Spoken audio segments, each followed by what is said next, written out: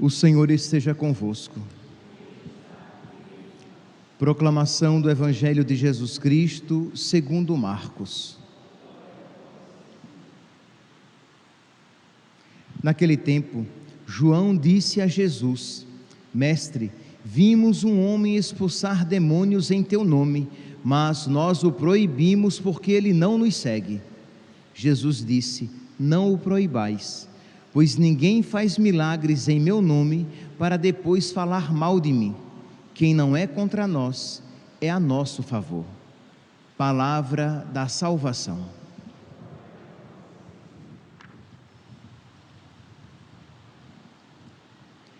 Caríssimos irmãos e irmãs, estamos celebrando a memória de um mártir, a memória de São Policarpo de Esmirna. São Policarpo, ele foi discípulo de São João Evangelista. Então nós estamos aqui naquele período imediatamente após os apóstolos. Jesus que deixou os apóstolos que vão morrendo e deixando os bispos naquelas regiões que nós hoje chamamos dioceses. Pois bem, São Policarpo foi discípulo do último apóstolo a morrer, que foi São João Evangelista. Nós estamos aqui no período, São Policarpo nasceu no ano 69 da era cristã. Então, neste período, os cristãos já estavam sendo perseguidos. Foi feito bispo com em torno de 40 anos e começou o seu ministério. E como nós sabemos, os bispos eram as figuras principais, aqueles que principalmente eram perseguidos. E São Policarpo, porque sabia que ainda não tinha chegado a sua hora, ele fugia. Isto é, quando ele sabia que alguém queria, que uma autoridade estava próxima a ele e que tinha intenção de prendê-lo para matá-lo, ele fugia para uma outra região. Por quê? Porque o martírio é um dom que se acolhe, não é uma realidade que se busca. Isto é, eu quero morrer pela fé.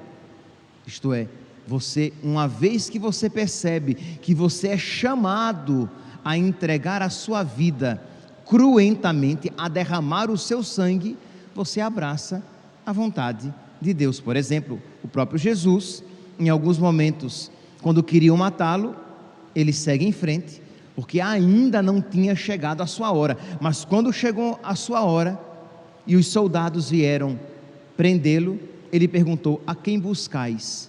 Eles disseram: a Jesus. Ele disse: sou eu. Então ele ali se entregou, porque havia chegado a sua hora. Pois bem, então nós estamos aqui neste período de perseguição.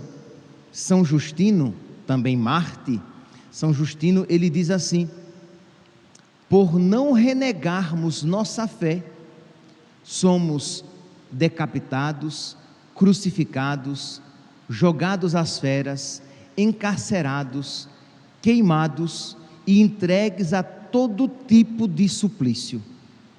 Imagine aqui, meus santos, e é sempre bom nós, quando ouvimos isso, nós nos fazermos esta pergunta: meu Deus, e eu estou disposto também a sofrer pela minha fé? Que, meus irmãos, é triste, é terrível a mentalidade atual, eu ia dizer a mentalidade cristã atual. Não, isso não é mentalidade cristã. A mentalidade atual de alguns que se pensam cristãos, que buscam a Cristo para ter uma vida boa, que buscam a Cristo para ter uma vida farta, que buscam Cristo para ter uma vida próspera, que buscam Cristo para alcançar graças neste mundo.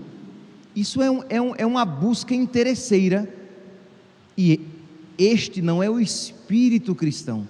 Nós buscamos Cristo porque nós nos sentimos chamados pelo seu amor, e nós queremos amá-lo de volta, e por isso queremos com ele estar por toda a eternidade.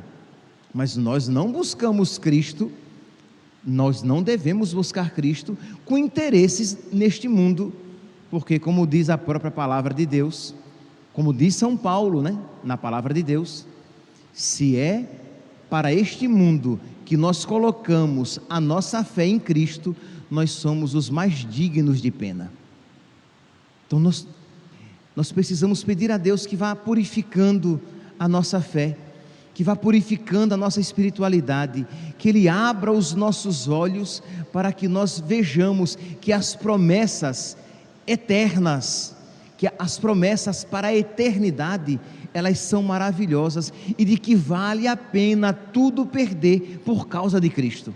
Então é isso aqui que São Justino está dizendo, que por causa de Cristo as pessoas eram decapitadas, crucificadas, jogadas às feras, eram presas, eram queimadas e sofriam vários suplícios. Então, e você? O que você está disposto a sofrer por causa de Cristo? A renúncia da sua vontade, a renúncia dos seus gostos, a renúncia de inclinações desregradas no seu coração. O que nosso Senhor tem pedido a você? Então peça a Deus: meu Deus, dá-me forças para tudo entregar, dá-me forças para tudo colocar sobre o altar do sacrifício. E continua São Justino falando desse período de perseguição. Ele diz: mas naquele período, quanto mais tormentos nos afligiam, mais crescia o número daqueles que seguiam a Cristo. Isto é, quanto mais dificuldades existiam, mais o número dos cristãos aumentava. Então nós podemos ver aqui a graça de Deus. Isso não há uma explicação natural, humana. Qual seria a consequência natural? Quanto mais aumentam as dificuldades, menor o número daqueles que estavam dispostos a se submeter àquelas dificuldades. Um exemplo simples: você vai prestar, né? Eu ia fazer o vestibular, né? Que eu sou do tempo do vestibular, agora é o Enem, né? Mas quais são os cursos que, assim, os cursos mais difíceis, geralmente são aqueles que as pessoas menos querem procurar, porque, não, eu não vou conseguir uma nota tão difícil para aquele curso, então elas já desistem, porque é muito difícil aquele curso é muito caro, aquele curso é muito exigente. Pois bem, mas com a vida cristã, São Justino aqui, ele observa o contrário. A vida cristã era difícil, a vida cristã era penosa, a vida cristã era exigente, mas Deus concedia a sua graça, de modo que não faltavam aqueles muitos que estavam dispostos a vida cristã abraçar. Meus irmãos, então, se nós pedirmos a Deus que Ele nos conceda a sua graça, Ele nos concederá, e nós não iremos nos entregar aos desânimos, e nós não iremos voltar atrás, nós iremos perseverar, mesmo que as dificuldades nos visitem. Então, aqui, já, agora, no início desta celebração, enquanto nós estamos ainda começando a meditar a vida de São Policarpo, peça a Deus a graça de você também ser um Policarpo. O nome Policarpo significa muitos frutos. Poli, muitos, carpo, frutos. Então peça a Deus para que você produza muitos frutos na sua vida, mesmo que você perceba que as dificuldades estão pesando sobre os seus ombros. Pois bem, então, depois deste preâmbulo de São Justino dizendo como acontecia, vamos voltar a São Policarpo. Então ele estava sendo perseguido e prenderam um menino e o torturaram, porque sabiam que aquele menino conhecia Policarpo e ele saberia dar informações mais precisas. Então torturaram aquele menino, torcendo-lhe as pernas e os braços para desconjuntar, para quebrar o joelho e os tornozelos. Então, na dor, aquele menino entregou, disse onde Policarpo se encontrava. Só que, alguns dias antes, um tempo antes, Policarpo já sabia que tinha chegado a sua hora.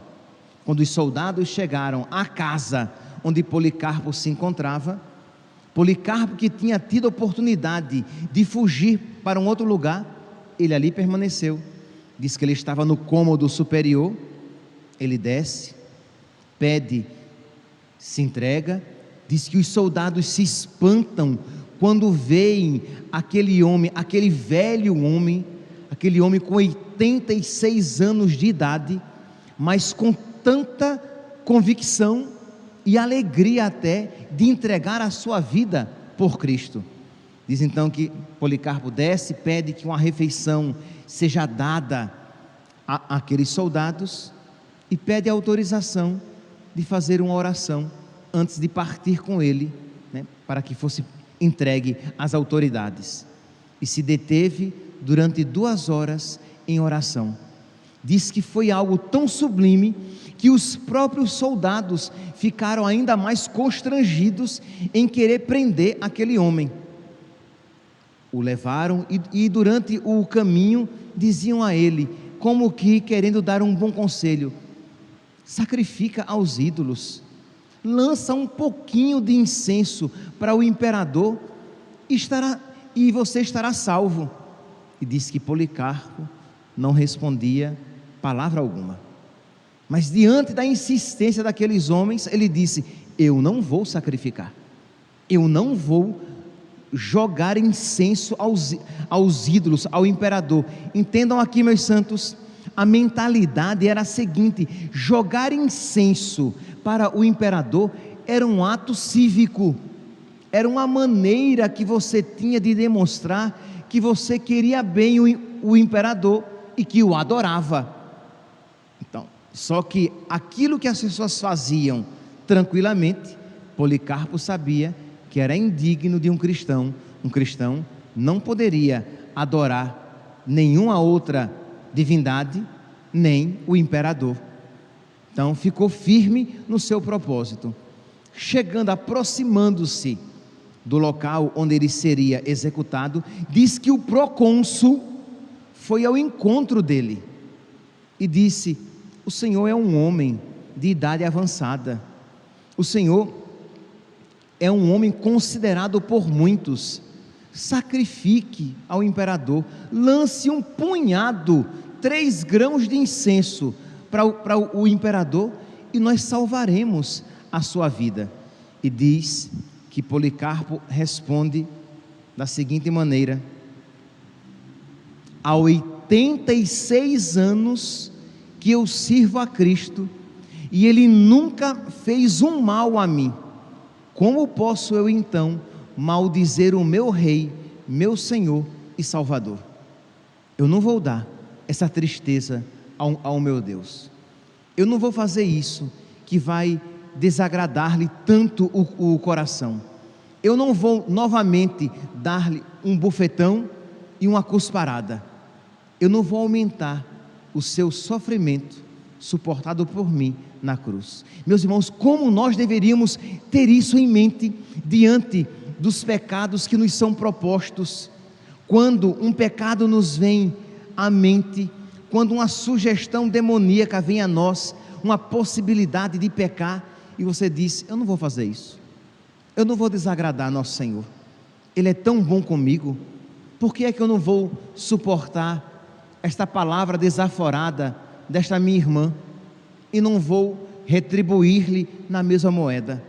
Por que é que eu não posso suportar esta humilhação sem querer pagar com a mesma moeda? Por que é que eu não posso suportar esta dificuldade sem entristecer o coração do meu Senhor? Foi isso o que São Policarpo disse: eu não vou entristecer o meu Deus, a quem eu sirvo há 86 anos e que tem me tratado tão bem, que nunca me fez mal algum. Diz então que o procônsul para tentar amedrontá-lo, diz: pois bem, eu vou então lançá-lo às feras, você vai ser estraçalhado pelas feras. E meus irmãos, nós sabemos muito bem que quando estamos passando por um momento de provação, um dos maiores tormentos é a imaginação. Você já sofre por antecedência, e às vezes você sofre muito mais antes do que quando o próprio sofrimento se faz presente. A angústia de pensar no que pode acontecer, às vezes é muito maior do que quando o próprio fato acontece. Você sabe que a nossa imaginação, se não for regrada, iluminada pela fé, ela faz uma desgraça dentro de nós. Então nós não podemos deixar aqui de imaginar o efeito que poderia ter tido na alma de São Policarpo esta palavra: você vai ser estraçalhado pelas feras. Eu vou colocar você lá na arena, e as feras vão arrancar os seus braços, as suas mãos, vão lhe causar muito sofrimento. E diz que este homem, que não era mais movido pelas suas paixões, mas era movido pelo Espírito de Deus, ele vê as coisas não a partir da natureza, porque é claro, se ele fosse pensar nisso a partir da natureza, ele iria se agitar, porque é claro que nós não fomos feitos para a morte, nem para a tortura, não fomos feitos para ser comidos pelas feras, mas ele olha aquela possibilidade a partir de Deus, a partir da fé, e ele diz: quanto maiores forem os tormentos, mais esplêndido será o prêmio. Isto é, ele olha a partir de Deus. Tá bom, pode ser que isso aconteça, mas quanto maior for o tormento, quanto maior for o sofrimento, por causa de Cristo, vivido em Cristo, suportado por amor a Cristo, maior será o prêmio, maior será o peso da glória de Deus a nós concedida.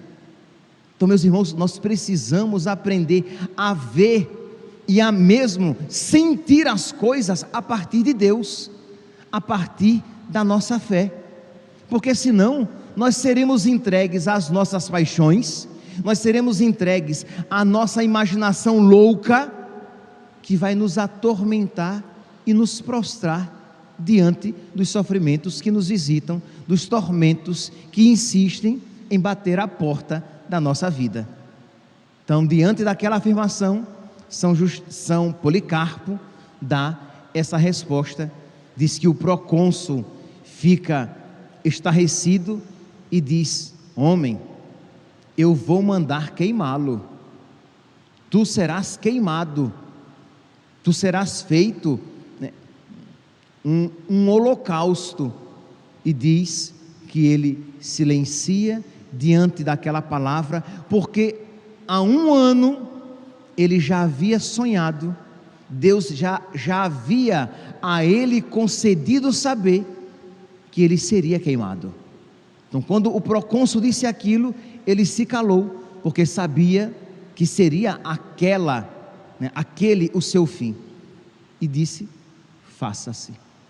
Diz então que ele foi levado, fizeram uma fogueira, queriam pregá-lo ao tronco onde ele seria queimado. Ele disse que não precisava, que o Deus que deu a ele força até agora, daria forças a ele para permanecer por entre as chamas.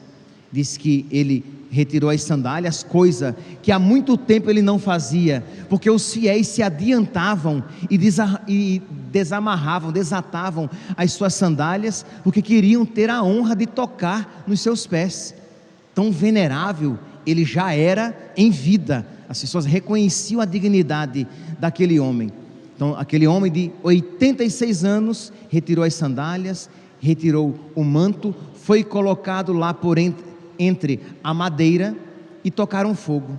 E disse que quando o fogo subiu, foi surgiu como que uma abóbada, como que duas conchas, e ele no meio, e o seu corpo não era queimado como os corpos comuns, mas o seu corpo era como que assado, como diz aqui na liturgia das horas, como ele estava no meio, não como carne queimada, mas como um pão que é cozido, ou o ouro e a prata incandescente na fornalha.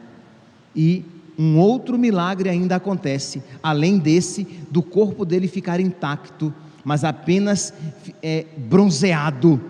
Diz que um perfume, um odor de um perfume caríssimo, de um perfume agradabilíssimo se espalha. Não era carne queimada, mas era o perfume de Cristo que se expande. Diz então que quando o procônsul vê que ele assim não morreria, mandou que ele fosse transpassado com a lança.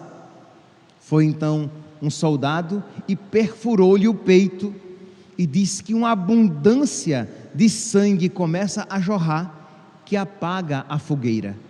Ele morre, mas a fogueira é apagada. E aí então, uma vez o seu corpo morto, conseguiram queimar-lhe o resto. E os cristãos depois recolhem os seus ossos queimados, como se recolhem cinzas. Meus irmãos, nós precisamos pedir a Deus esta graça. Nós não podemos celebrar um mártir apenas assim, de uma maneira exterior a nós. Ele é um exemplo. Todo mártir é um exemplo de um amor desmedido, de um amor sem medidas para com Deus. Todo mártir é um exemplo de como sofrer com Cristo, como sofrer sem perder a dignidade de cristão, porque o grande problema nosso é que, quando o sofrimento vem, a gente perde não apenas a fé, mas até a dignidade, sofre de uma maneira feia, sofre de uma maneira indigna de um cristão. Então nós precisamos aprender a carregar a nossa cruz de uma maneira digna, não por vaidade, mas para que nós glorifiquemos Deus, glorifiquemos Cristo no nosso próprio sofrimento. É para isso, meus santos, que nós ouvimos a palavra de Deus e por ela somos alimentados. É para isso que nós comungamos do sacrifício de Cristo. Imagine aqui muitos que comungam todos os dias. Isto é, você todos os dias, você pelo menos é chamado a fazer comunhão com o sacrifício, com o santo sacrifício, com o sacrifício mais excelso, porque é o sacrifício do próprio Deus aqui na terra. Então peçamos ao nosso Senhor que nada dele nos afaste, como diz São Paulo, nem a morte, nem a vida, nem os anjos, nem os principados, nem as alturas, nem as profundidades, nada me separará do amor de Deus manifestado em Jesus Cristo. Que nada nos separe de nosso Senhor.